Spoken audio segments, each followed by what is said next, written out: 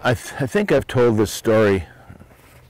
I know I've told it before, but I'm positive some people haven't heard it, so I'm going to tell it again. You know, growing up, I didn't have a dog. I wasn't allowed to have a dog, and so I didn't have one. But the moment that I was out of the house, I got a dog. And I got a Labrador Retriever from Shamrock Acres Kennels in Waunakee, Wisconsin.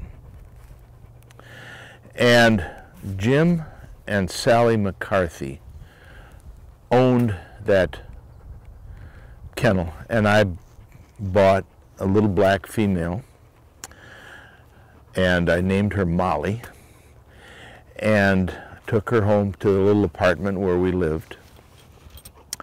And there was a field right across the parking lot.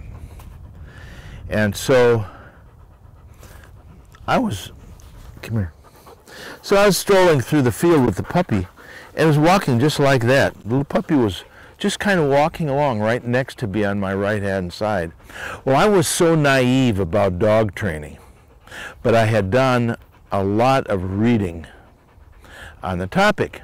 I thought, I know these dogs have to learn and have to perform and run from the left-hand side. And here I got a dog, brand new puppy, already making a big mistake, heeling on the right-hand side. And I was pretty green. And so I thought, what am I going to do about this? I didn't even have the idea of a leash at the time. I was just walking. So I called Jim McCarthy. And I said, Jim, I've got a pretty big problem here. I got a brand new puppy, just got him home yesterday, and it's already doing something that's not correct. He's heeling on my right side. And he was on the phone, and he said, wow, he said, that's really something. He says, how much do you think that puppy weighs? And I looked down, I said, you know, I think he probably weighs about 12 or 15 pounds. Well, he said, well, pick him up and put him on the other side. So I thought, oh, the reason I tell that story a lot is because at some point in your training, you have to use logic. You have to think through something. You can't always call somebody. You can't always get an answer from somebody else, and you can't always jump to a conclusion like I did. You have to think, and what's logical? What's good? What's not good? How much damage is that going to do?